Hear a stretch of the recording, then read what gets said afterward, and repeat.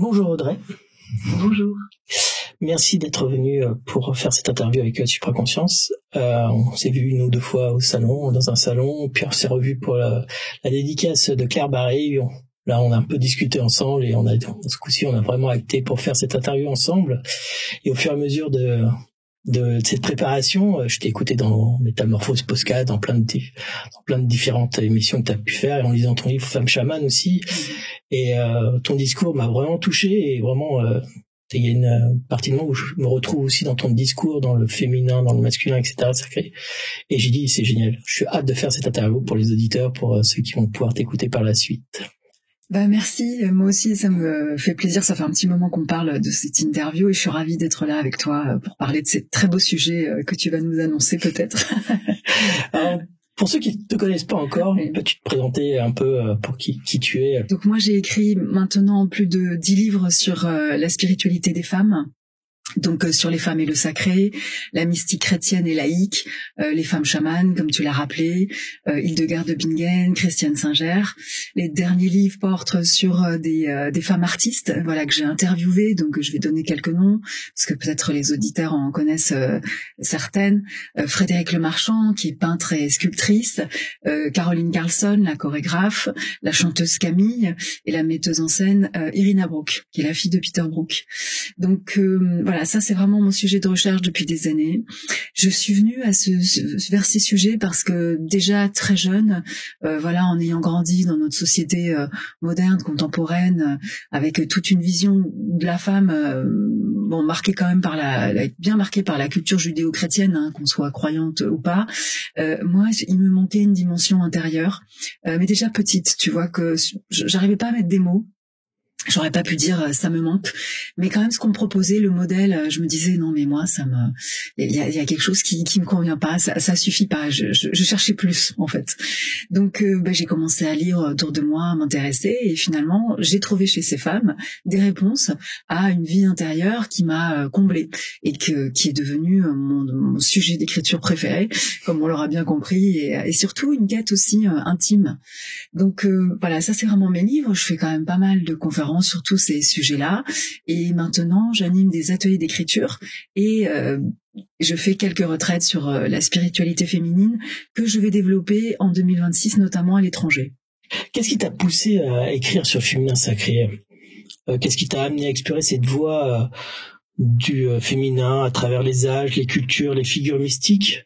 Et quelle expérience quel appel personnel a déclenché ce chemin d'écriture et cette recherche en fait? C'est vraiment dans la continuité de ce que j'étais en train de te dire. Donc, c'est-à-dire qu'au départ, il y a vraiment ce désir profond d'une compréhension intime de moi-même et d'aller chercher finalement cette part manquante, voilà, que la société me proposait pas, en tout cas mon éducation, même si on était quand même très ouvert et qu'il y avait une vision aussi qui ne refusait pas le spirituel, hein, voilà, j'ai dit le mot, le grand mot. Donc voilà, je me suis tournée naturellement vers des femmes qui parlaient déjà, enfin qui avaient vécu cette dimension intime et qui étaient publiques, si tu veux, dans le sens où elles en témoignaient, et donc voilà, qui pouvaient être des phares pour des femmes comme moi, des jeunes femmes comme moi à l'époque, et d'autres. Donc ça s'est mis. En fait, ce désir-là, il a rencontré mon désir d'écrire, que j'ai découvert un peu. Je me suis pas levée un matin en me disant je vais écrire, comme des fois, tu sais, tu te dis. Tu vois une étiquette et tu voudrais être écrivain. Moi, je me suis jamais dit ça. Il n'y avait pas d'étiquette. Je savais écrire, donc j'ai écrit. C'est venu mon premier livre. Je savais même pas que j'allais l'écrire. Je vais te raconter comment ça s'est passé parce que c'est une jolie anecdote. Mais au départ, j'écris un documentaire sur les femmes spirituelles. Je vais pas détailler le projet parce que c'est pas, voilà. Et ben, ce projet se fait pas. Je suis jeune, j'ai beaucoup de choses à apprendre. Il faut que je revoie le dossier et tout. Et puis je fais des recherches.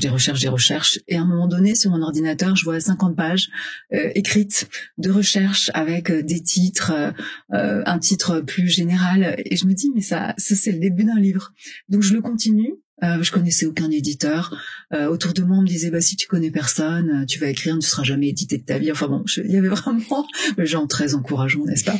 Voilà, donc j'ai vraiment suivi ce désir, et tu vois, c'était cette recherche personnelle qui a rencontré vraiment ce don de l'écriture. Je dis le don de l'écriture aujourd'hui, je pense sans prétention, parce que après tant de livres, j'ai travaillé dans le journalisme, j'ai aussi écrit, ça je le dis rarement, mais j'ai aussi écrit un scénario de long métrage pour le cinéma. Donc je suis plutôt du côté fiction. Voilà, je peux dire que je sais écrire, on va dire. Donc c'est vraiment rencontré. Et puis moi j'avais, je sais pas tellement pourquoi, parce que c'était pas quelque chose qu'on m'a inculqué dans ma famille. Moi je voulais donner la parole aux femmes. J'avais vraiment le sentiment que dans le domaine de la spiritualité, on entendait beaucoup d'hommes que je ne rejette pas du tout. Hein. C'est pas, c'est mieux les femmes et pas les hommes, pas du tout. Mais c'est juste que moi j'étais une femme et je n'avais la parole que d'hommes. Donc j'ai fait des très belles rencontres spirituelles d'hommes, voilà. Mais là aussi, il me manquait quelque chose. Et à un moment donné, j'ai rencontré des femmes et j'ai eu envie de leur donner la parole. Et c'est là, dans mes recherches, que j'ai découvert, bien évidemment, toute cette histoire des femmes qu'on connaît très bien sur un plan politique, social, économique. Aujourd'hui, il y a beaucoup d'actions pour essayer de retrouver une sorte d'équilibre des droits, mais ça mettait aussi en lumière tout le fait que leur parole spirituelle avait été occultée. Comment on a banni, brûlé les sorcières, mais bien avant ça, déjà, c'était des prêtresses, et puis très vite, voilà, nos cultures judéo-chrétiennes qui nous ont rattrapés, on les ont fait taire. On leur a donné des rôles très subalternes, ou alors on a minimisé leur message, ce qui est le cas, par exemple, de Marie-Madeleine dans la Bible. Moi, j'ai grandi, j'ai découvert après 40 ans, alors j'ai très honte quand je dis ça, mais parce voilà, j'ai grandi en me disant, bah, Marie-Madeleine, c'est une prostituée, c'est ce qu'on m'avait dit. Et après 40 ans, je découvre que c'est un petit peu plus complexe que ça, un peu plus subtil, et que le mot prostituée n'a pas la même valeur, n'avait pas la même valeur à l'époque que à la mienne, par exemple une femme pas mariée, qui n'avait pas d'enfant, qui avait osé suivre du temps de Jésus un maître spirituel homme sans l'autorisation du père, du frère ou du mari, eh bien était considérée comme prostituée. Tu vois, voilà, donc il fallait tout remettre en perspective. Donc voilà, donc j'ai découvert ça. Je voulais les mettre en lumière et vraiment entendre ce qu'elles avaient à dire pour moi-même, et après l'offrir à d'autres, parce que dans l'écriture, il y a toujours ce cadeau qu'on se fait de répondre aux dons qu'on porte, mais aussi toujours le cadeau qu'on fait au lecteur. C'est un travail solitaire, mais qui a vocation à permettre à rentrer en lien avec l'autre. C'est un grand partage, en fait. Oui, c'est un grand partage. Comment le féminin sacré s'est-il exprimé dans les différentes périodes historiques? Parce que c'est vrai, ça va être vague comme question, mais on peut vite plus simplifier. Et dans les cultures, dans les civilisations, si tu as quelques femmes importantes dans cette culture, parce que je pense qu'on n'en a pas beaucoup parlé, et pourtant ils avaient un côté quelque chose de sacré en elles.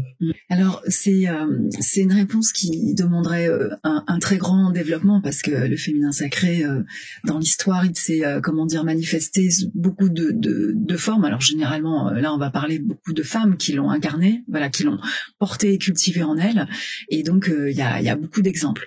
Mais avant de te donner des exemples, parce que je ne recule pas devant la question, je pense que c'est bien que je te donne ma définition, parce qu'aujourd'hui le féminin sacré, le féminin divin, le féminin tout court, il y a énormément de littérature dessus, énormément de livres sur le sujet qui sont sortis, et c'est très bien, mais on est avec des définitions assez approximatives.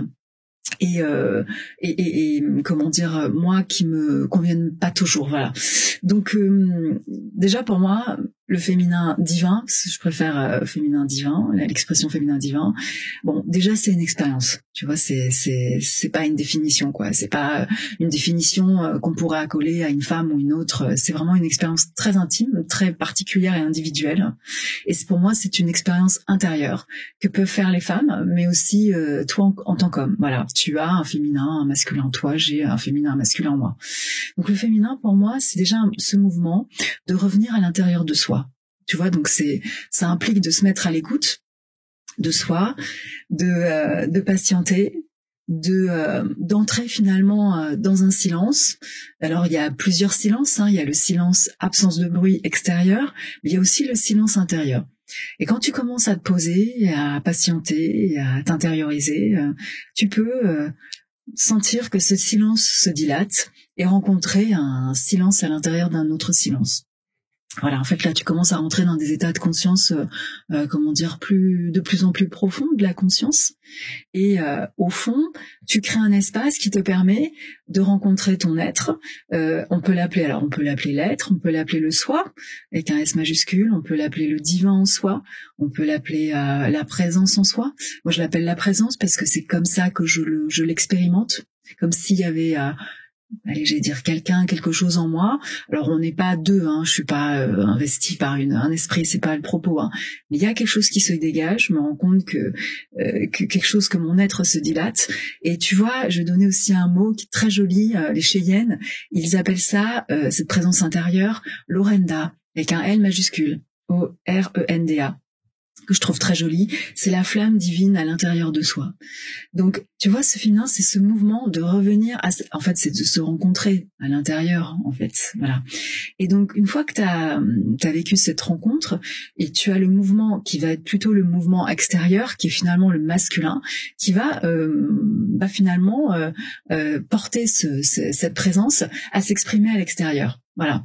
Donc le féminin, ce serait vraiment rentrer à l'intérieur, et le masculin, ce serait donner l'impulsion de faire vivre le soi, la présence à l'extérieur.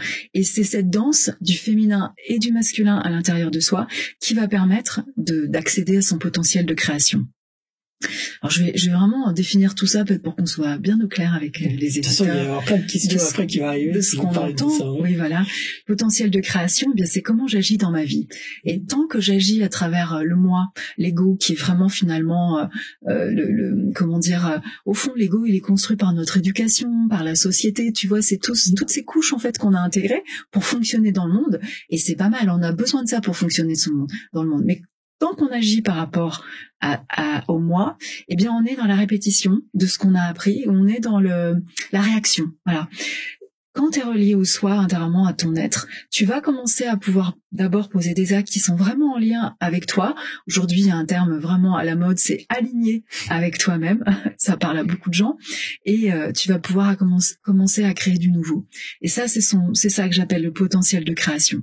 Ça, tu commences à pouvoir créer la vie qui est la tienne, qui n'est pas la vie qu'on t'impose de l'extérieur, et finalement à répondre peut-être à des idéaux qu'on porte. C'est-à-dire, moi les miens par exemple, c'est d'agir finalement pour que à ma petite dimension, à mon petit niveau, le monde ressemble un petit peu plus à celui que j'aimerais qu'il soit aujourd'hui. Voilà. Donc voilà, ça c'est le féminin, qui est indépendant, on l'a compris, du masculin, et qui va nous permettre de créer finalement, d'accéder à cette création. Donc, quand les femmes portent en elles ce féminin, eh bien, elles peuvent le porter pour elles, si tu veux, et s'accomplir dans la vie, pourquoi pas, de manière célibataire, sans être mère, avoir des enfants ou pas, enfin, tout est possible, mais elles peuvent aussi aider les autres à trouver ce féminin. Donc, la femme peut s'adresser à l'homme, pour l'initier, elle peut aussi s'occuper d'enfants, que ce soit les siens ou pas, d'autres femmes. Et pourquoi je te donne tous ces exemples? Parce que à partir du moment, tu commences à voir comment dans l'histoire, finalement, s'est incarné ce féminin que toi tu appelles sacré, qu'on peut appeler le féminin divin aussi. Et donc, finalement, ça concerne toutes les femmes qui ont porté cet aspect spirituel d'elles-mêmes et qui, à un moment donné, ont pu éclairer les autres. Peut-être simplement en étant elles-mêmes, peut-être à travers leurs actes, mais peut-être aussi en accompagnant les autres. Donc on peut citer les sorcières. Pourquoi je cite les sorcières? Parce que c'est vraiment à la mode en ce moment, tout ce bagage de la femme qui est reliée à la terre, qui va être guérisseuse, qui va vraiment être en lien avec son pouvoir du dedans, comme l'appelle Starhawk. Donc c'est une figure aujourd'hui de l'écoféminisme néo-païen contemporain, si tu veux. Donc voilà, elle parle du pouvoir du dedans. Donc les femmes qui sont reliées à ce pouvoir-là vont pouvoir véritablement œuvrer pour la terre, œuvrer pour les femmes, œuvrer pour une politique et une justice sociale plus égalitaire, tu vois, entre les hommes, les femmes, qui prennent soin des femmes, des enfants, de tout le monde, mais aussi de la terre-mère et du vivant. Donc voilà, les sorcières, mais tu vois, bon bah on a l'équivalent avec Starhawk aujourd'hui. Ça peut être aussi démonial. Moi j'ai pas peur de parler aussi de ces femmes. Enfin peur, il s'agit pas d'avoir peur, mais ne mettons pas de côté aussi toutes ces femmes qui se sont vraiment investies dans les ordres religieux, puisque pendant longtemps les femmes n'ont pas eu beaucoup d'autres choix que d'y appartenir. Moi j'ai beaucoup travaillé par exemple sur Hildegard de Bingen, qui a apporté ce féminin sacré, qui a eu des expériences très mystiques, qui avait une expérience avec Dieu qu'elle appelait la lumière vivante. Moi, je trouve ça très beau, et parce que c'était pas un Dieu qu'on lui avait inculqué, c'était un Dieu qu'elle a rencontré en elle-même et à l'extérieur. Elle avait des visions, elle faisait des prophéties, elle donnait des prophéties, elle était prophétesse, et donc elle annonçait comme ça le futur, non pour effrayer ses contemporains, mais finalement pour leur rappeler quelle importance ça avait de faire son salut ici-bas, ici et maintenant, tu vois. Donc en fait, en gros, faire son salut, eh bien, c'était d'aller à la rencontre de soi-même, c'était se transformer vraiment spirituellement. Voilà, je peux donner aussi un autre exemple, Christiane Singer aussi, sur laquelle j'ai écrit. Voilà, que peut-être beaucoup d'auditeurs connaissent. Si vous la connaissez pas, courez lire n'importe lequel de ses livres. Et donc Christiane Singer, femme de moderne, bon voilà, qui n'est plus de ce monde, mais qui est presque encore là avec nous, je dirais, incarne ce féminin parce que finalement, dans tout son projet spirituel, je peux pas tout détailler parce qu'on pourrait faire une émission rien que sur elle, mais a vraiment porté une connaissance vivante, une sagesse, c'est une connaissance en action, et je dirais même une beauté.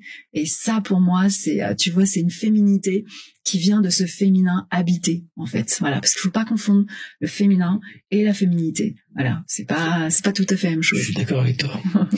Ça signifie pour toi vivre avec ce féminin-là. Tu as parlé de tous ces le féminin, etc. Et qu'est-ce qui ça t'a transformé dans ta vie aussi, dans la femme que tu es maintenant, et chez un homme? Qu'est-ce qui permet à l'homme de se reconnecter avec ce féminin? Alors, répondre à ta première question, en fait, ça change tout.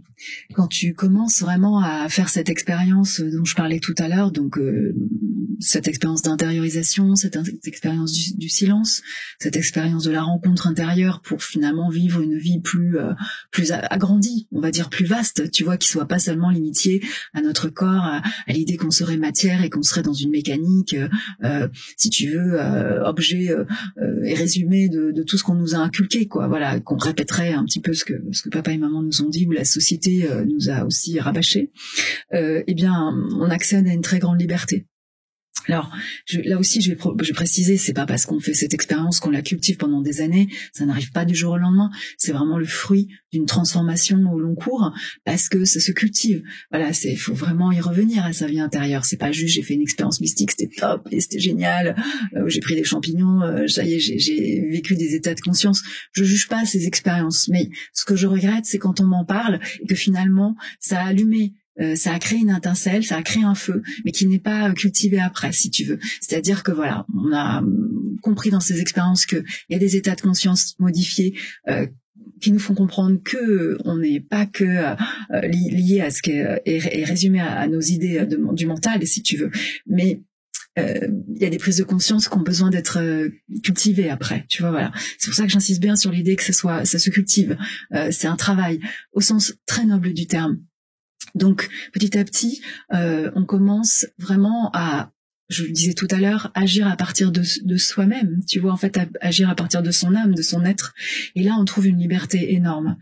Et ce qui est très beau, c'est quand on touche à cette liberté qui se fait petit à petit, hein, parce que nos conditionnements sont très très forts. Hein, il faut beaucoup de temps pour les changer.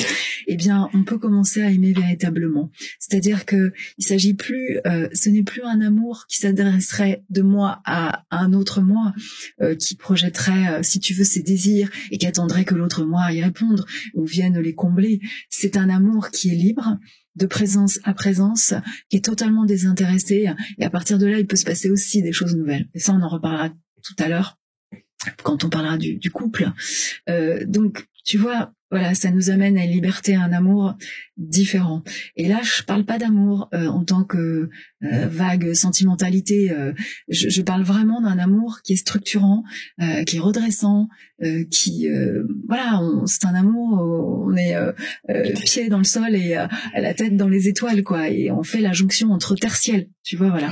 Donc c'est un amour unifiant. Ça, on peut le dire, c'est très important, parce qu'il s'agit pas de vivre que dans cette part spirituelle et pas être dans le matériel. Non, il s'agit d'unifier absolument tout. Et une autre conséquence de cette vie qui est très très importante, c'est que quand ta relation à toi change, ta relation à l'autre va commencer à changer, à l'autre, en face de toi, avec le monde et avec la nature. Et là, on peut commencer là aussi à vivre des choses différentes, parce qu'on n'est plus dans ces projections d'attente. Et puis, tu vois, par exemple, dans un couple, je peux donner des exemples, hein, mais dans le couple, voilà, on se rencontre, on se connaît pas, bon, on se joue quand même pendant un temps toute une forme de séduction, et c'est très bien, c'est très beau, très noble, mais après arrive une certaine vérité. Et la vérité, c'est l'histoire de l'autre. Notre histoire a besoin de rencontrer celle de l'autre. Quand le voile un petit peu de cette séduction est tombé, eh bien, il y a une réalité qui est pas toujours, peut-être pas aussi belle, voilà. Et c'est dans cette rencontre que va se jouer l'amour. Tu vois, avant on est amoureux, mais ça c'est une impulsion, c'est le premier feu. Et après il va falloir maintenir ce feu qui est véritablement celui de l'amour à travers cette rencontre avec peut-être toute une forme de désillusion, mais pour aller vers la vérité de l'autre. Et ça, tu peux la rejoindre avec et que l'autre te rejoigne aussi vers ta propre vérité. Et là, il y a un espace d'amour possible qui se crée, tu vois, entre deux personnes.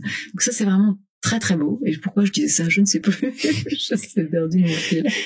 On est tous sur le rôle féminin à l'intérieur de soi quand on l'intègre. Oui, voilà. Mais je suivais mon fil. Bon, voilà. Oui, je sais ça. Je voulais donner l'exemple du couple, comment pouvait se jouer à la transformation d'une relation. Voilà. Donc ça, c'est un exemple de comment ça peut transformer et comment ça peut ouvrir, j'ai envie de dire, de nouveaux chemins qu'on est toujours libre ou pas de prendre ou pas.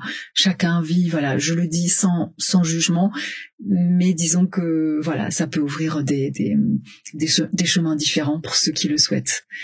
Donc pour répondre à ta deuxième question, qui était comment l'homme il peut y revenir, eh ben l'homme il peut y revenir en faisant silence à l'intérieur de lui, en suivant son propre chemin, sa propre voie intérieure. Et puis il peut aussi peut-être, je ne sais pas moi, comme une femme d'ailleurs peut trouver un homme peut trouver peut-être une femme qui l'amène à ça, qui le conduise à ça. Ça a été vraiment beaucoup d'artistes en ont parlé. C'était vraiment la femme vue comme ce qu'on appelait l'éternel féminin, c'est-à-dire un peu cette magie de la femme qui dans sa beauté et sa connaissance inspire à l'homme, si tu veux, les sentiments les plus nobles, mais surtout des sentiments d'élévation spirituelle. Et t'as par exemple dans notre culture tout un mouvement qui est extraordinaire qui parle de ça, c'est l'amour courtois au Moyen-Âge. Comment la dame anoblit le chevalier qui essaie d'être à la hauteur pour la dame, qui plus le chevalier se spiritualise, plus elle-même aussi se spiritualise. Donc tous les deux, si tu veux, sur le socle de leur amour, vont comme ça alimenter ce feu du désir qui va les reconduire vers Dieu à travers l'un et l'autre. Et de par cette aspiration va, renforcer leur propre amour sur terre. Tu vois, donc voilà, je donne des exemples, il y en aurait beaucoup d'autres. C'est très joli comme exemple. Et comment reconnais-tu et vis-tu le masculin sacré et divin? Qu'est-ce que c'est pour toi incarner son masculin? On soit une femme ou un homme, comment cette énergie peut-elle s'exprimer sans devenir rigide, dominante et déséquilibrée au final? Tout à fait. Alors c'est une bonne question. Vraiment, comment moi je le vis, mon masculin, si tu veux, c'est toute cette part de moi qui à partir de mon être va mettre en mouvement ce divin en moi et va pouvoir créer quelque chose, enfin en tout cas l'incarner dans le vivant, dans ma vie, si tu veux quoi. Donc c'est vraiment le moteur, l'action, c'est ce mouvement. J'allais dire d'impulsion, ça me vient comme ça, voilà. J'allais dire peut-être le terme est pas juste, mais s'il vient, je le prends, je l'attrape. Donc en tout cas, qui va donner vie, si tu veux, qui va faire que voilà, je vais pas être que dans mon féminin, c'est-à-dire dans ma vie intérieure, posée. Je vais participer au monde. Et donc, sachant que on est bien d'accord, le potentiel de création qui en vient, c'est toujours cette danse du féminin et du masculin. C'est pas que le masculin. Donc moi, je pense que je porte, enfin voilà, mon masculin, il est assez développé parce que j'ai pas besoin que d'autres me poussent pour véritablement créer ma vie. Et puis, je pense que mon chemin parle tout simplement pour moi de ce que j'ai réalisé, si tu veux, ou comment je me suis épanouie dans le monde par rapport à mes livres, etc. Mais c'est vrai que c'est important parce qu'on est dans une société, une culture qui suscite énormément de faire tout le temps des choses, faire. On est dans le faire, tu vois. Et on pourrait avoir tendance à oublier l'être, qui est du côté du féminin. Et ça, c'est un écueil dans lequel, en effet, quand on est une femme libérée, libre, très active, et ben c'est un écueil dans lequel on peut tomber. Et souvent, et ça c'est génial parce que notre corps, tout se passe dans le corps, hein, le corps c'est le temple, hein, c'est la porte du ciel. Et souvent, tu vois, c'est le corps qui nous rattrape. Voilà, ça on fait, puis à un moment donné, le corps il est épuisé. Et en fait, il t'envoie un énorme signal qui est que tu as oublié d'être dans l'être. Voilà. Et là, c'est très important de l'écouter parce que tu peux forcer pendant très longtemps. Je connais beaucoup de gens et moi-même des fois je le force, le pauvre. Mais c'est vraiment d'écouter, de revenir dans l'être parce que le risque c'est d'agir au-delà de lui et de revenir un peu dans l'ego pour finalement toujours en faire plus. Et ça, tu vois, pour moi, ça sera un des écueils des réseaux sociaux. C'est-à-dire qu'on a tellement, les gens mettent des images qui bien évidemment sont très valorisantes. On se fait la vie qu'on veut et on perçoit les autres à travers la vie qu'ils s'imaginent, mais ce n'est pas la vraie vie. La vraie vie, ce n'est pas que ça. Et on voit bien que ce qui est mis en place, mais c'est aussi le jeu. Tu me diras quoi. Moi-même, la première, c'est mon image professionnelle, on va dire. Même si j'aime pas trop ce mot professionnel parce que ça dépasse le professionnel dans ma vie. Mais en fait, tu vois qu'un tel fait ceci, fait cela. Alors, ça te pousse aussi toi-même à devoir faire comme si on existait à travers le faire. C'est terrifiant parce qu'au fond derrière, c'est la quête de l'amour. C'est la quête de la reconnaissance. En fait, c'est le besoin impressionnant d'être aimé par les autres, reconnu, aimé par les autres. Et même si on ne se l'avoue pas, c'est toujours ça qui est en jeu. Donc, revenir à l'être, revenir à cet état d'amour dont je parlais tout à l'heure, parce que avant de se donner à l'autre, il passe à travers soi. On devient transparent quand on est dans le silence. C'est l'amour, il nous traverse. Et quand il nous traverse, on se sent aimé par-dessus tout, si tu veux. C'est-à-dire qu'on se sent, on se rappelle à quel point on est désiré par l'univers ou par Dieu. Je laisse chacun mettre le mot qu'il souhaite selon sa sensibilité. Et ça, quand tu es à cet endroit-là, tu n'as presque plus besoin de faire. Parce qu'au fond, tout est là. Tu as tout. Tout est là. C'est vrai.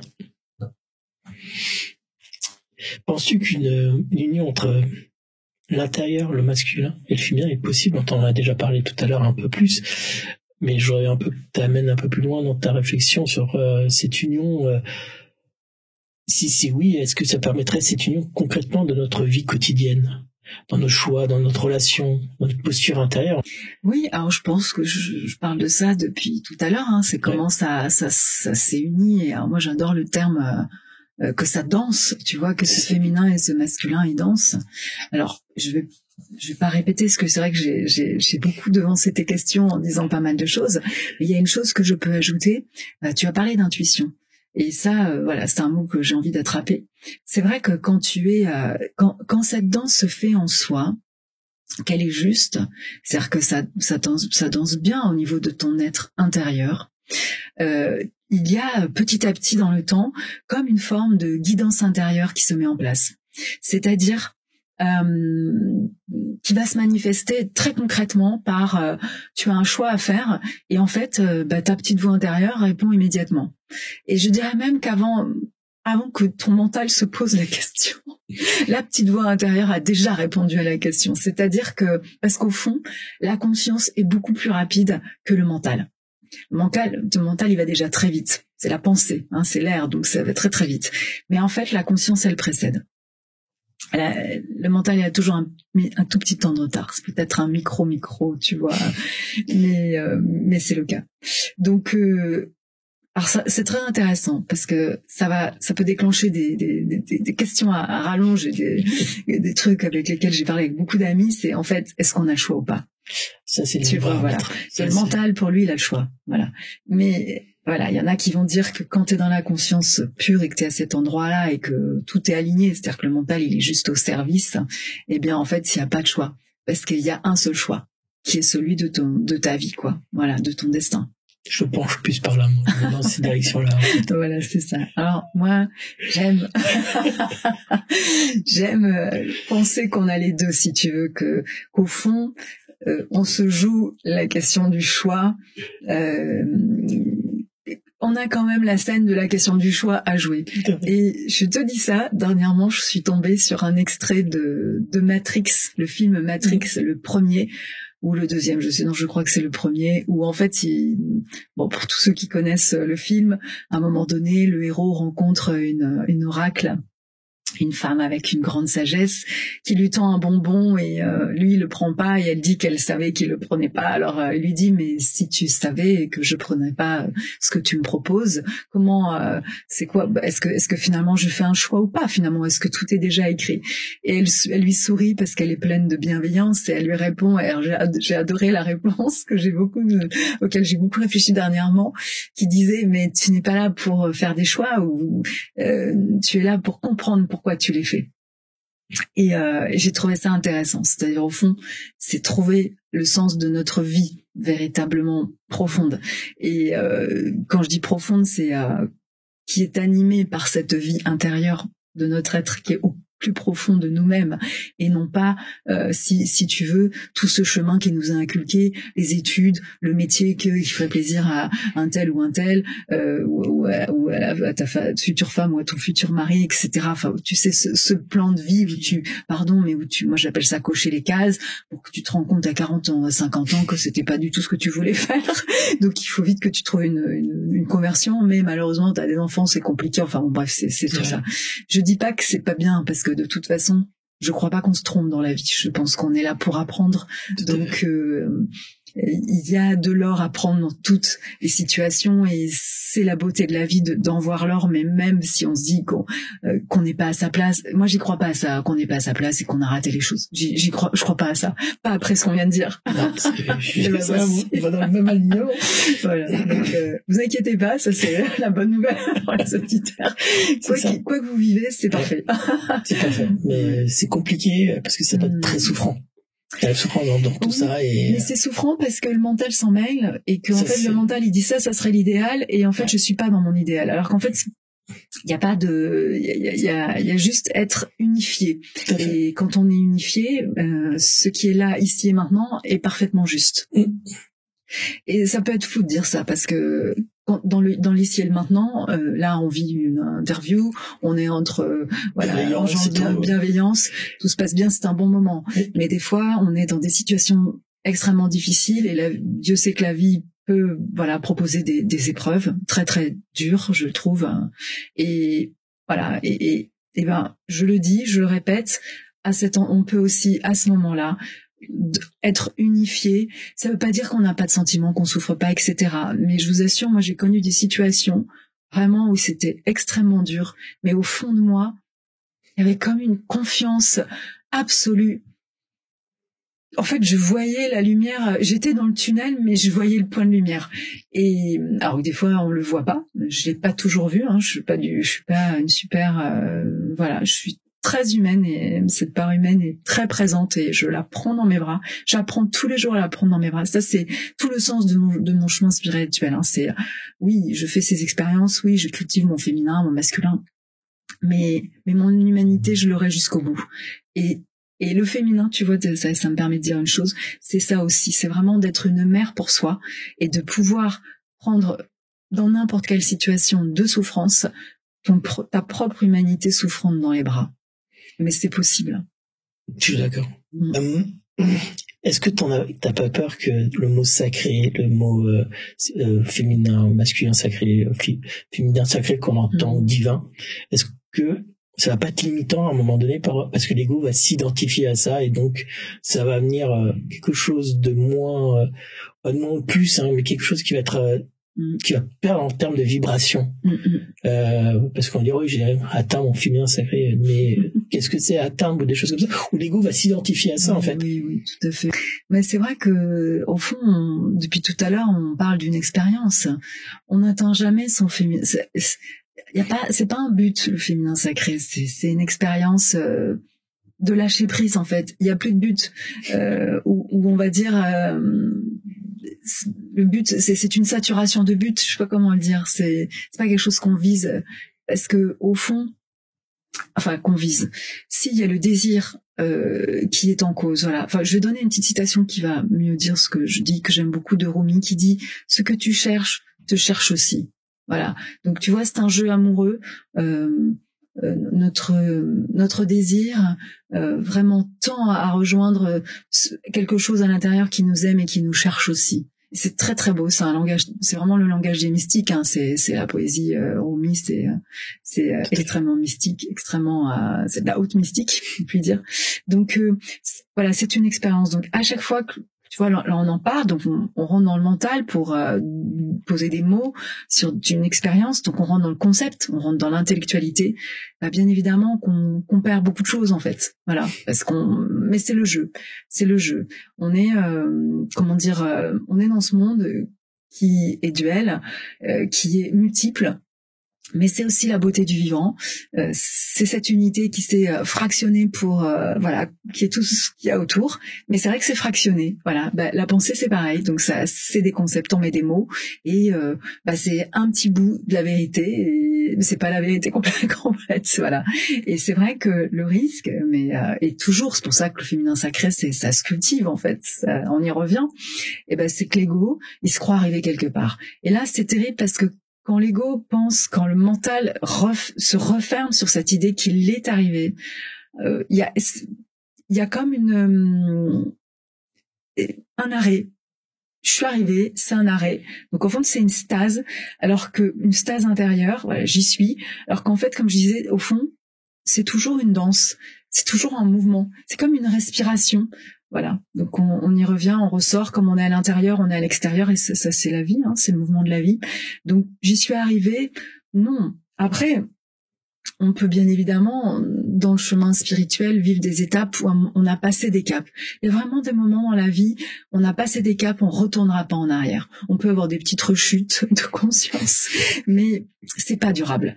Et c'est parce que justement c'est pas durable et que tu te prends plus les pieds dans le tapis comme avant, où tu te fais des dépressions pendant 4 semaines sur un truc absolument anodin, mais parce que tu en sors très très vite, que tu te dis, ça y est, il y a quelque chose qui a commencé à se modifier. Et ça c'est heureux parce que bon, voilà, on a besoin à un moment donné de se dire qu'on a intégré des petites choses, voilà. Mais voilà, tout se fait en filigrane et puis plus tu intègres et puis tu sens que tu as des choses à intégrer, puis tu sens que c'est sans fin et que le chemin de l'inconscience c'est immense. C'est vaste. Comment rester fidèle à son féminin dans sa monde qui pousse à l'uniformité et certaines formes de féminisme où il pousse parfois à la comparaison, voire à la compétition avec les hommes. Et pour toi, comment une femme peut-elle s'exprimer sa puissance, sa créativité, sa liberté, tout en restant enracinée dans sa douceur, dans sa sensibilité et dans sa présence aimante? Et comment honorer son choix, en fait? Oui. C'est difficile parce que c'est vrai que, comme je disais tout à l'heure, c'est une société qui nous pousse vraiment, mais profondément, entre femmes et hommes, à la compétition, à la production. Il faut produire, il faut créer. On n'est plus du tout à l'écoute de nos propres cycles naturels, tu vois. Les sociétés traditionnelles, par exemple, quand une femme avait ses règles, elle prenait ce temps, si tu veux, de repos, qui était aussi un temps d'ouverture à l'inconnu, au spirituel. Donc toute leur vie était spirituelle, mais c'était vraiment un temps particulier d'écoute à elle-même et de l'univers et de ses messages d'ailleurs, parce qu'on disait que dans ces temps-là, elle revenait avec des visions pour elle-même et toute la communauté. Donc ça allait très très loin quand même, tu vois, sur la place de la femme. Et alors nous, dans notre société, on est complètement coupé de ça. Donc c'est un vrai travail de revenir vers son corps, vers cette écoute, vers cette patience d'un monde qui n'est pas patient. C'est tout de suite vite. On a été poussé à consommer, à ce que nos désirs. Voilà, on va au supermarché, on donne une pièce, on a quelque chose en échange qui vient nourrir un besoin, comme manger par exemple. Donc et tout ça, quand tu le vois à des échelles d'objets, de tout ce qui existe et de tout ce qu'on peut consommer, qui sont, je dirais, pour la plupart absolument inutiles, mais qui sont inventés pour qu'on fonctionne aussi. Je pense au téléphone portable, tu vois, avant on s'en passait très bien, maintenant on saurait même plus comment faire. Bon, on retrouverait la génération sans portable. Hein. Voilà, donc tu vois tous ces trucs inutiles. Donc c'est vrai qu'il faut beaucoup de volonté pour ne pas se laisser happer par le système et puis toujours revenir à soi. Tu vois, pas se perdre en fait, parce qu'on peut se perdre et on peut rentrer dans le jeu de la compétition et faire aussi, tu vois, pour exister et pour être aimé en fait, tu vois. Et là on se repère. Donc il faut être vraiment à l'écoute de son désir, très fidèle à ça, y revenir vraiment. Et ça c'est toute une discipline. Et moi, je dirais, en plus de la discipline, c'est de rajouter éventuellement des rituels. Alors, j'appelle soit des rituels, soit des temps pour soi. Ça peut être des rituels si on est porté vers le rituel, mais aussi, par exemple, prendre un temps pour la prière, prendre un temps pour la méditation, prendre un temps pour l'oraison, prendre un temps pour faire silence. Tu vois, et moi vraiment et s'y accrocher, mais alors je dis s'y accrocher parce qu'au début on s'y accroche et après petit à petit ça devient comme une respiration. On peut plus ne pas le faire. Voilà, par exemple moi je prends des temps de silence, mais n'importe quel moment de la semaine, même si je suis dans le rush comme on a l'expression, tu vois, avec plein de choses à faire. Et avant j'essayais de caser un truc de méditation dans un emploi du temps hyper chargé. Et aujourd'hui, petit à petit, je me suis rendu compte qu'au fond, c'est mon emploi du temps qui s'organisait autour de ces temps très précieux. Voilà. Donc à un moment donné, t'as une soif inextinguible qui va faire que très naturellement, la première chose qui va te venir avant de répondre à tes 300 mails qui t'attendent, 30 mails, n'exagérons rien, eh bien c'est de répondre à cet appel-là. Et là aussi, tu sais que t'as passé un cap sur ton chemin quand tu es à cet endroit-là. Mais tu peux vraiment beaucoup te faire happer parce que la vie est très très sollicitante, on va dire. Donc surtout dès que tu as une vie active et encore plus quand tu as une vie active au contact des autres. Donc ça c'est l'écueil. Tu vois, c'est l'écueil. Voilà, j'écris des livres, je fais des conférences.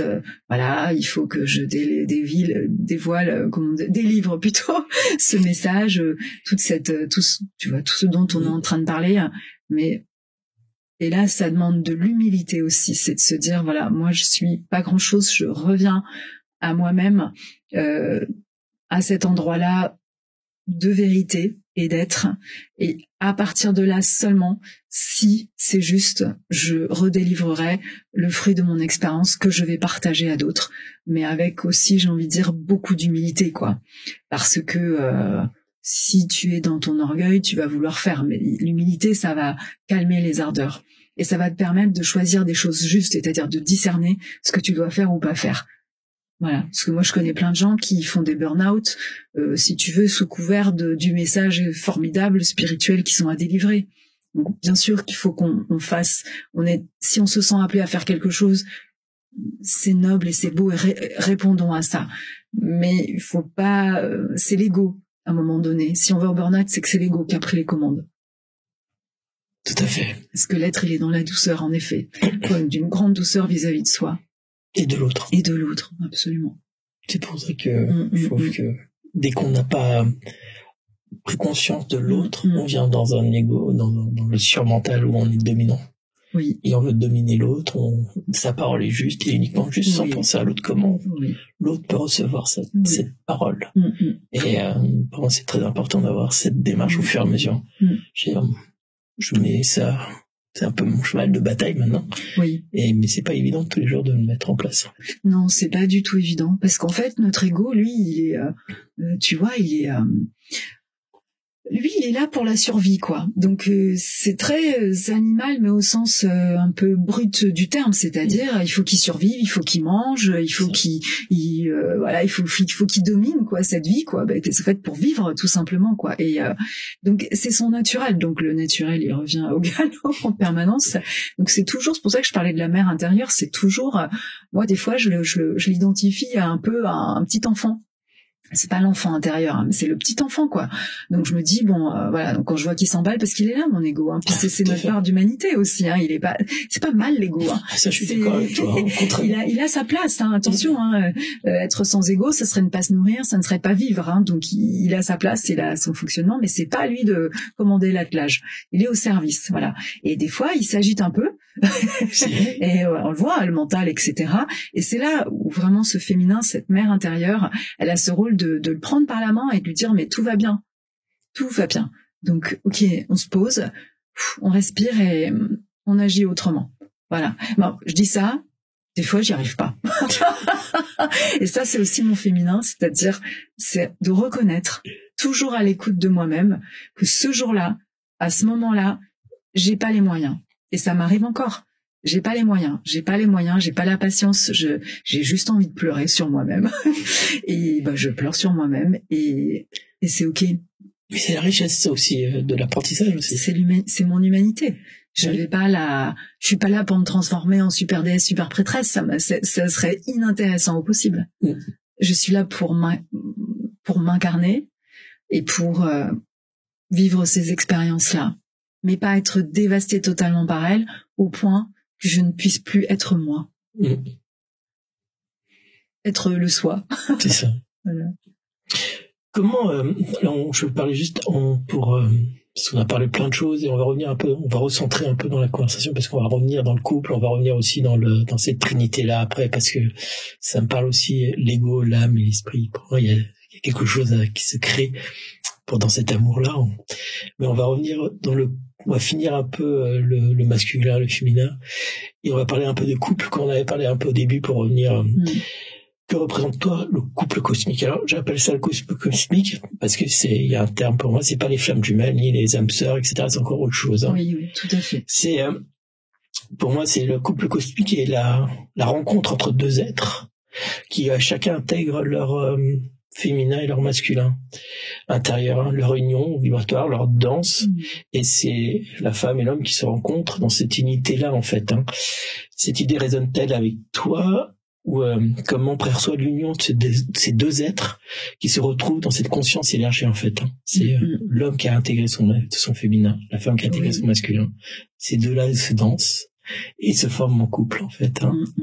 Et pour moi le couple tend vers ça en fait. Hein. Bon, c'est comme on dit. Après il y a les histoires, après la rencontre de l'autre. Il y a plein de choses qui se créent. Hein. Oui, bien sûr que ça me touche. Je pense que ça touche tout le monde. Je suis une génération qui a grandi avec les Walt Disney. Hein. Il y a une princesse qui a intégré son masculin après de dures épreuves en général, et puis qui rencontre son prince charmant, qui lui-même, après des épreuves, rencontre sa princesse et qui tend vers ce couple-là. Avec le temps, avec l'expérience, parce que cette question m'interroge beaucoup, et je n'ai pas de réponse qui serait une vérité, pas du tout. Mais je pense qu'au fond, chaque rencontre et entre hommes et femmes, donc puisque là tu me parles du couple entre un homme et une femme au niveau cosmique, c'est-à-dire où il se jouerait cette dimension spirituelle en plus d'un projet de vie avec enfants, mariage, etc. Eh bien, c'est je pense qu'au fond, chaque relation, chaque rencontre est cette proposition de ce couple-là. Alors, je vais m'expliquer. C'est-à-dire qu'au fond, ça danse en soi, ça danse en l'autre. Admettons que ces personnes soient chacune en train de cheminer spirituellement.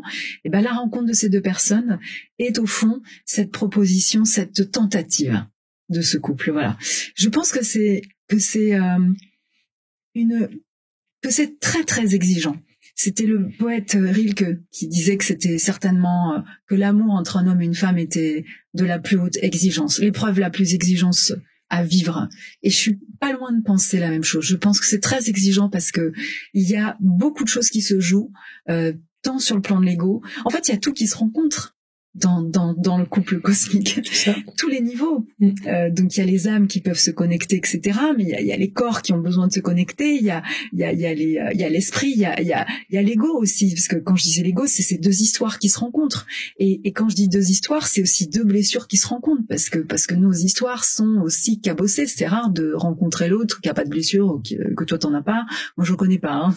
Après, je connais des gens qui ont des chemins de résilience extraordinaires. Hein. Mais je veux dire, même quand la résilience est là, il y a quelque chose qui vient ouvrir. Parce qu'au fond, je pense que ce qui se joue dans la rencontre aussi, en plus de l'amour, c'est vraiment l'ouverture à cet espace intime. En fait, c'est la plus grande ouverture. C'est le plus grand lâcher-prise. Parce que, au fond, si on veut que l'amour jaillisse, il faut qu'il nous traverse soi-même et qu'il traverse l'autre. Pour qu'au fond, cet amour qui nous traverse mutuellement se rejoigne pour faire un amour plus grand, qui serait une sorte de troisième, si tu veux, quoi, avec le deux que constituent les deux personnes.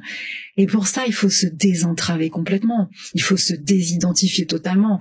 Or, l'autre, il vient pour justement, en général, réveiller les blessures intimes, les blessures de cœur, les blessures d'amour. Donc, c'est ce contre-feu presque, j'ai envie de dire, qui devrait apaiser le feu, enfin qui devrait le stopper, et qui en même temps va comment dire, mais qui est aussi qui risque de brûler le tout, quoi, voilà. Et l'ego, il rechigne totalement à se l'ego, il veut pas s'identifier. Lui, il croit qu'il est ce qu'il est. Mais je sais pas si je suis claire, hein, mais disons que bon, je vais quand même continuer dans ça, mais c'est vraiment, voilà, c'est tout ce qu'on peut lâcher pour être d'une transparence telle qu'à ce moment-là, cet amour, il peut rejoindre l'autre et que son amour puisse nous rejoindre et créer quelque chose d'autre. Donc c'est l'épreuve la plus exigeante, parce que tant qu'on n'a pas réglé ses blessures, tant qu'on croit être complètement ce qu'on est, et Dieu sait que les blessures qui font mal, c'est pas qu'une illusion, parce que c'est dans notre corps. Le corps fait mal aussi dans les épreuves, tu vois. Donc c'est très difficile. Et pourtant, je trouve que cette tentative est d'une beauté profonde. Et d'une beauté vitale. Voilà, c'est magique, ça rend la vie magique. Et c'est terrible parce que souvent cette magie cette belle magie se transforme en choses en difficiles ou en souffrance parce qu'il y a un échec. Mais au fond, peut-être que l'amour, c'est puissant de ce couple cosmique, c'est l'acceptation de cet échec, c'est-à-dire que nos humanités ne peuvent être portées que par le divin en soi pour accéder à cet amour qui serait presque d'ordre de l'absolu, et qu'au fond, il faut vraiment beaucoup, beaucoup, beaucoup d'humilité pour se dire qu'on chemine avec ces deux humanités, puisqu'on est deux personnes à ce moment-là, et qu'au fond, l'amour, ça va être cette tentative répétée d'échec, main dans la main. Donc tu vois, je suis pas en train de donner une définition du couple cosmique qui serait ouais, c'est super, on s'entend à tous les niveaux, c'est génial, et puis alors il passe dans la rue, il brille, tu sais. C'est ça. Moi j'en connais pas. J'en connais pas. Par contre, j'ai rencontré des très beaux couples où vraiment l'un et l'autre fonctionnaient de manière très belle et complémentaire, mais pas forcément sans accroc, pas forcément en étant toujours d'accord, mais par contre il y avait une belle, il y avait quelque chose qui se passait entre eux, et je le ressentais parce que ceux qui étaient autour bénéficiaient de cette harmonie-là. Et ça, je me suis dit, c'est peut-être ça le couple cosmique. Mais quand tu parles avec eux, tu te rends compte qu'ils vivent aussi au quotidien, et qu'au quotidien, passe-moi le sel et t'as pas à racheter de poivre. Et en fait, ils le vivent aussi, et que en fait, ils y échappent pas, tu vois. Et moi, tu vois, voilà, pour moi, ça me ramène à ça, ça me ramène vraiment au quotidien, ça me ramène à cet humain, ce petit humain, ça me ramène à cet endroit-là, l'amour, le couple cosmique. Je te rejoins parfaitement sur ce côté-là. De toute façon, on se retrouve dans la matière, et puis c'est surtout comment l'autre va réagir à la situation. Si on a travaillé sur soi, on a appris qui on était, on va pas réagir de la même façon, on va être dans l'écoute et on va essayer d'amener une sorte de créativité pour résoudre sans pour autant augmenter la colère, etc., alimenter cette colère. On sera déjà dans l'amorce, désamorçage de tout, en fait. Je trouve que, et puis on prendra conscience que l'autre aussi a vécu des choses, donc je pense qu'on est dans cette dimension-là, dans le couple cosmique, hein. C'est comme tu dis, hein. C'est la vie, hein. Quelquefois on peut être en désaccord, mais c'est la façon d'être en désaccord qui va changer avec l'autre. Oui. On sera plus en confrontation, on sera plutôt dans comment on peut on sera dans le cœur, on reviendra dans le rapport à l'autre. Après, l'amour, c'est pas éviter les conflits ou ça rejoint ce que tu dis en fait, hein. C'est vraiment accueillir aussi ce vivant-là entre deux personnes. Et moi, je pense qu'au fond, le plus grand obstacle au grand amour, au couple cosmique, ça serait la peur de l'amour. La peur de l'amour avec un A majuscule. Parce que je crois que la question de l'ouverture totale, c'est comme, au fond, c'est mourir. Au fond, c'est mourir pour l'ego. Donc, c'est insupportable et effrayant. Parce qu'il est effrayé, l'ego. L'ego, il veut pas mourir, puisqu'il est sa friction, c'est de nous tenir en vie. Donc, voilà. Pour parler parce que moi je suis quelque chose, j'ai une philosophie avec l'ego. Voilà. Mais je suis tout à fait d'accord, il y a une partie, mais il est effrayé pour moi. Et il est juste la peur, en fait. Comme tu dis, l'enfant, un ego, c'est un petit enfant, et d'un coup, faut lui apprendre ce que c'est que l'amour. Voilà. Bah alors, je tiens vraiment à dire à nos auditeurs que je marche sur des œufs quand je dis tout ça. Et vraiment, j'ai réfléchi en même temps que je réponds à ta question, mais en aucun cas je n'énonce une vérité, ou je veux dire c'est le fruit de ma petite expérience très très très humble, parce qu'à cet endroit-là je me sens vraiment toute petite et je sens que j'ai énormément de choses à apprendre.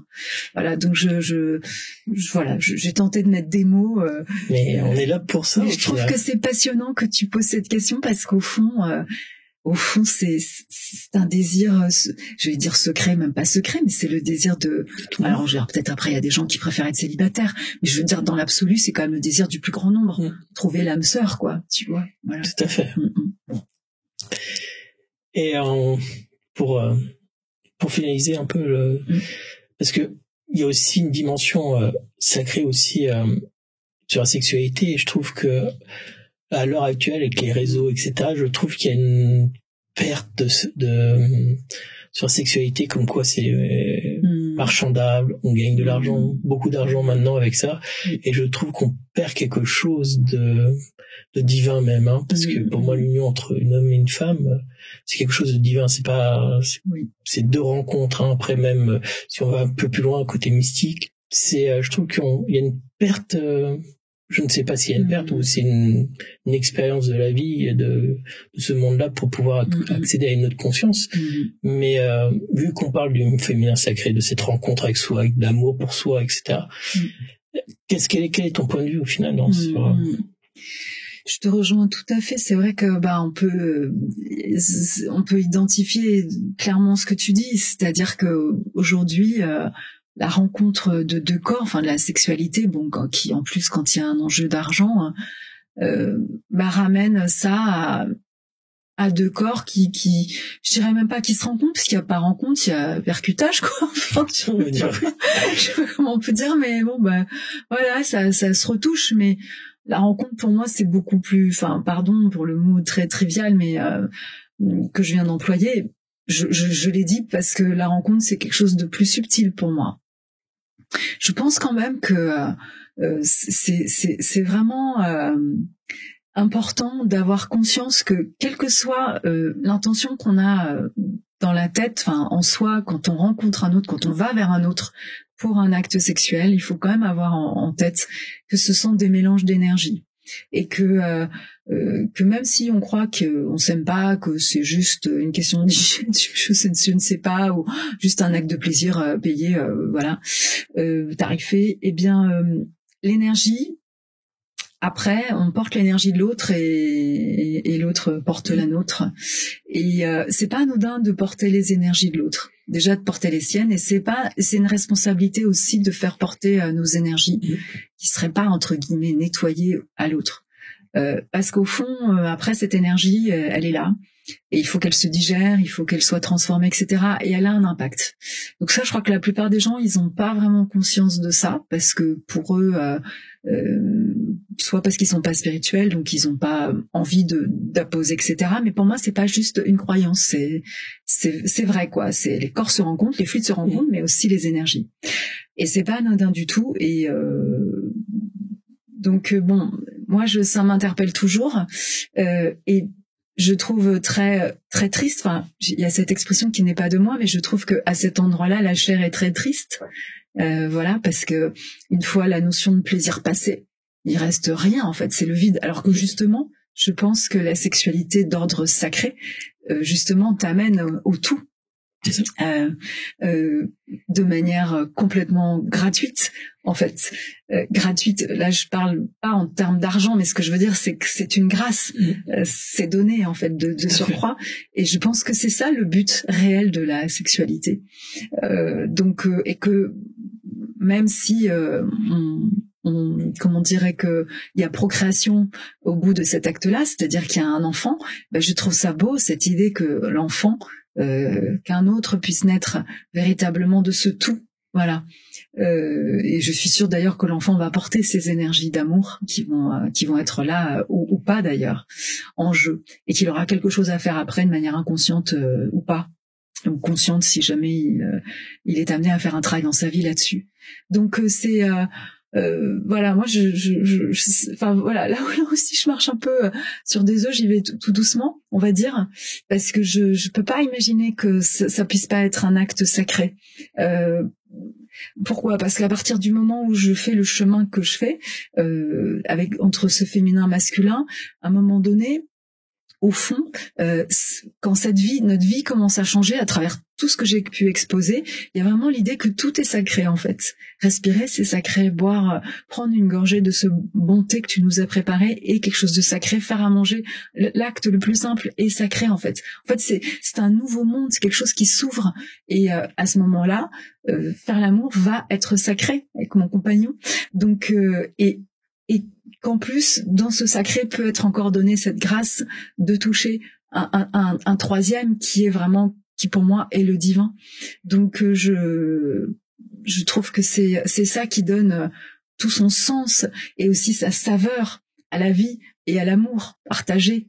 Donc voilà, pour moi la sexualité c'est très important, ça vient à ce niveau-là, la sexualité va vraiment permettre de comment dire, d'ancrer encore plus l'amour dans la matière des corps, la matière de la chair, la matière vivante, et en gros de nous incarner, de l'incarner, et c'est beau. J'ai déjà une philosophie sur la Trinité, je prends il y a le côté laïciste, il y a d'autres aussi religions qui parlent du Père, du Fils et du Saint-Esprit, et pour moi il y a une Trinité qui se crée entre l'ego, l'âme et l'esprit.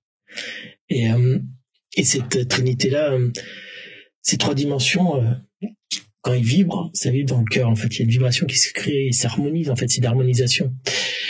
Et et qui s'ouvre une conscience plus vaste et plus grande. Et est-ce que ça te fait un sens à toi? Quelle est ta vision sur cette Trinité intérieure, en fait? Oui, ça fait écho. Je le dirais pas de la même façon que toi, mais ça fait écho dans le sens par rapport à cet état d'unification dont je te parlais au début de l'entretien, c'est-à-dire comment dire, c'est-à-dire que notre part immatérielle il y a l'idée qu'au fond le moi et le soi doivent vraiment s'unifier, quoi. Le moi, notre personnalité, tout ce qu'on croit être, tout ce bagage, Audrey en fait, donc ou François Xavier, donc ça c'est notre moi, c'est le fruit de notre histoire, le fruit d'une éducation, et on en a besoin pour fonctionner, on va pas s'en priver. Mais voilà, à un moment donné, l'idée c'est que ça s'unifie vraiment avec cette part intérieure et que ça puisse fonctionner intelligemment pour construire la vie que l'on souhaite. Donc voilà, donc ça me parle parce que voilà, l'ego dans ce dont je te parle n'est pas du tout mis de côté. Il a sa place, mais pas du tout en termes de voilà, c'est pas à lui de dominer, c'est pas lui qui doit commander l'attelage, c'est vraiment l'être qui doit être en premier, tu vois, qui doit donner l'impulsion de chaque mouvement d'une action. Dans ton schéma, ce qui me manque, c'est le corps. Tu vois, c'est vraiment le lieu de cette unification, parce qu'au fond, on parle du corps. Bon, voilà, le corps, les membres, enfin tout ce qui le constitue. Mais il y a aussi ce terme qu'on retrouve dans les traditions que je trouve intéressant, c'est la chair.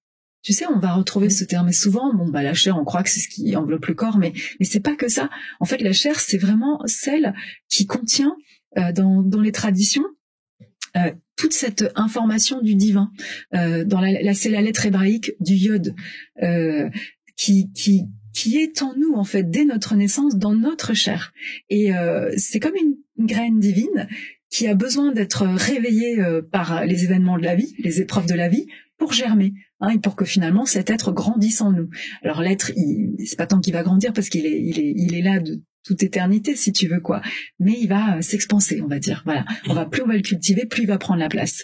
Et on retrouve cette phrase dans la Bible qui est, il faut que tu rapetisses pour que Jésus grandisse en toi, un truc comme ça. Enfin, que le Christ grandisse en toi. C'est vraiment ça. C'est-à-dire, au fond, on va faire de plus en plus de place. Audrey va un peu se pousser pour que finalement, le Christ, c'est un archétype, là, quand j'en parle, cet être de lumière puisse prendre vraiment la place, quoi. Et voilà. Et ce qui est intéressant, c'est qu'après, il va fonctionner avec Audrey pour finalement, comme toutes ces fleurs dans un jardin, qui seraient tous les êtres humains de la Terre, puissent diffuser leur parfum. Certains parlent de Marie-Madeleine comme figure de l'amour inconditionnel, de la rose, de la compassion incarnée. Que représente pour toi cet amour qui englobe dans sa condition, et comment peut-on, à ton sens, l'incarner dans la relation, dans une vie? J'ai lu que l'amour véritable émerge lorsque l'ego, l'âme et l'esprit résonnent dans le cœur. Ça devient une porte vers la conscience et une véritable reconnaissance de l'autre. Est-ce que cette vision, est-ce que ça te parle, est-ce que ça te résonne avec la tienne, et comment vis-tu et ce lien entre amour et conscience et reliance? Alors l'amour inconditionnel, c'est vraiment Christiane Singer, elle dit que l'amour avec un grand A, c'est l'énergie de la création. Donc c'est vraiment tout ce qui nous entoure, tout ce dont on est fait au fond est traversé d'amour. On est fait de cet amour en fait. Sauf que notre mental, notre corps, il y a une densité dans tout ça qui crée un écran ou qui bloque son accès, si je puis dire, l'accès de l'amour à nous. Alors non, je vais peut-être pas lire le comme ça parce que cet amour il est toujours là, mais disons que nous on peut le rejoindre à partir du moment où on se dégage de pas mal de choses, surtout du mental qui vraiment est un gardien très très jaloux de tout ce qu'il croit être, alors qu'au fond on est pur amour. Alors c'est vraiment là je suis vraiment c'est très très mystique comme je pense que tous les mystiques, si tu veux, ont fait cette expérience et le diraient de cette façon ou d'une autre, mais vraiment rejoindrait ce fait qu'on est amour et que on bloque cet amour, et d'ailleurs les expériences mystiques qui fait que toutes ces gardiens sautent, tous ces écrans disparaissent, tombent, tous ces voiles s'enlèvent, c'est toujours pour faire cette expérience d'un amour inconditionnel qui nous dépasse complètement. Donc on est on est j'allais dire comme des petits fusibles en fait. C'est-à-dire que l'amour il est en nous et en même temps on peut le bloquer comme on peut se laisser traverser, mais c'est pas nous qui le créons, si je puis dire. Voilà, il est notre matière, donc tu me diras oui c'est nous qui le créons, mais quand même il est au-delà de nous. Ce n'est pas le fruit de notre volonté, si je puis dire. Je dirais plutôt qu'il est le fruit de notre abandon qui va permettre de s'exprimer. Donc,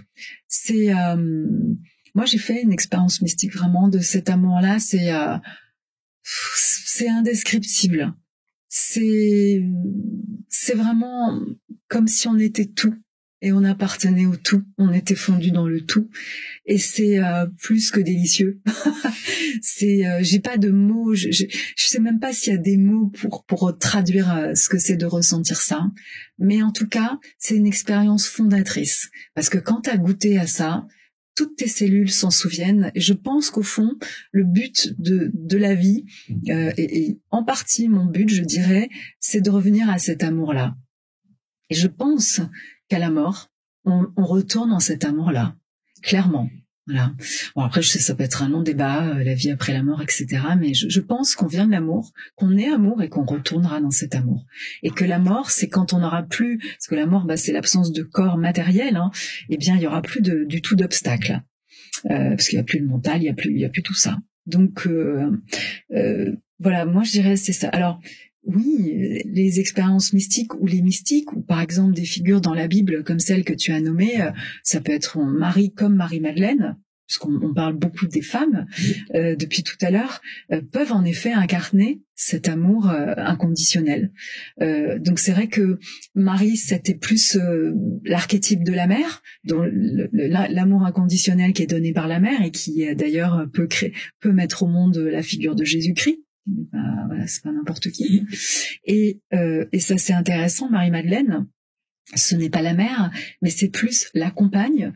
Alors quand je dis la compagne, je veux bien préciser, on va dire celle qui a suivi Jésus, hein, donc une disciple, et je laisse à chacun penser ou croire qu'il s'agit d'une compagne amoureuse de Jésus. Voilà. Je lis beaucoup de choses en ce moment je travaille sur la figure de Marie-Madeleine, je lis beaucoup de choses.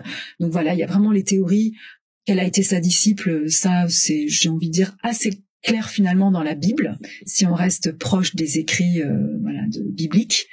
Mais il y a aussi pas mal de littérature gnostique qui vont véritablement vers la version que Marie-Madeleine était la compagne, l'amoureuse, au sens amoureuse du Christ. On saura jamais. Il y a pas de preuve, je veux dire, moi je suis quand même une historienne, je veux pas refaire l'histoire, donc je ne sais pas, en toute humilité, je suis à cet endroit-là. Maintenant, on peut imaginer. Mais là, ce qui est intéressant, c'est en tous les cas de se dire que cette figure de compagne, c'est-à-dire une femme qui n'est pas celle qui va mettre au monde Jésus-Christ, donc qui est quand même un statut très particulier, la mère de Jésus, mais qui peut, elle, être son disciple, et ensuite, finalement, une prophétesse, une sage femme. En tout cas, c'est celle qui détient la connaissance vivante, et qui va pouvoir, bien évidemment, la partager à d'autres. Et ça, c'est très précieux, cette figure de femme, parce que justement, dans le christianisme, toute la culture judéo-chrétienne, pas que le christianisme, on a vraiment confisqué cette connaissance et ce pouvoir de partage et ce pouvoir d'enseigner des femmes. Tout à fait. Donc c'est important de le rappeler. C'est pour ça que je travaille beaucoup sur cette figure, parce qu'elle m'interpelle, parce qu'au fond c'est quand même une fonction énorme qu'on nous a confisquée, et puis on a 2000 ans, plus de 2000 ans de patriarcat quand même. Donc ça nous a quand même beaucoup, imprégné de génération en génération. Donc là on parle de mémoire très ancienne, et ça je pense que c'est une des grandes blessures du féminin et des femmes aujourd'hui. C'est-à-dire il y a tout un travail pour revenir vers cette légitimité de pouvoir enseigner. C'est-à-dire que la connaissance vivante, la connaissance traditionnelle, mais pas au sens de dogme figé, mais au sens de, si tu veux, une connaissance religieuse ou une connaissance qui serait donnée par l'Esprit Saint, puisse être portée par les femmes. Donc une connaissance vérité. Donc il y a tout un travail à faire pour que nous, on se réautorise ça. Voilà. Et ça, pour moi, tu vois, quand on arrive à cet endroit-là, c'est vraiment l'amour en action. C'est-à-dire comment, au fond, avec beaucoup, beaucoup d'humilité, ces expériences d'amour qui nous ont imprégnés dans notre chemin peuvent à un moment donné s'incarner dans les tout petits êtres que nous sommes, minuscules grains de sable sur la terre, mais que nous pouvons, à notre toute petite mesure, apporter cette toute petite portion d'amour. Et alors imaginez que si le plus grand nombre de femmes et d'hommes le font, eh bien on puisse commencer à construire. Alors Hildegard de Bingen, elle dirait la Jérusalem céleste, et moi je vais dire un monde meilleur. Est-ce que tu as un message à faire passer aux auditeurs qui nous écoutent, ou tu as une pensée.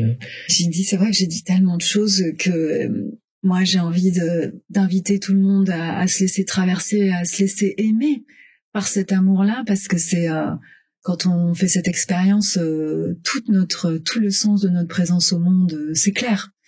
Et celui de notre chemin aussi. Donc je dirais que ça, c'est ce que j'appelle vivre avec un V majuscule, c'est-à-dire ne pas venir sur Terre juste pour consommer et faire quelques petites expériences sympathiques ou désagréables, mais aller plus loin, trouver le sens profond et œuvrer aussi pour que ce sens profond soit connu du plus grand nombre. Le sens, c'est juste de comprendre qu'on n'est pas que Audrey et François-Xavier, tu vois, dans nos égos bien ficelés, voilà, si agréable soit-il, quoi, mais qu'on est beaucoup plus que ça et que y a quelque chose à saisir pour vivre la grande vie, comme dirait Christian Bobin, qui pour moi est la seule vie possible.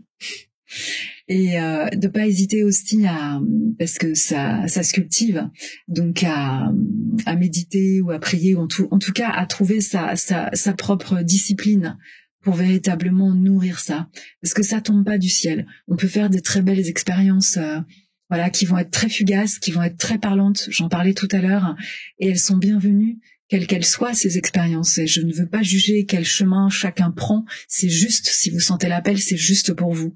Mais faites-en quelque chose. Faites fleurir ces expériences.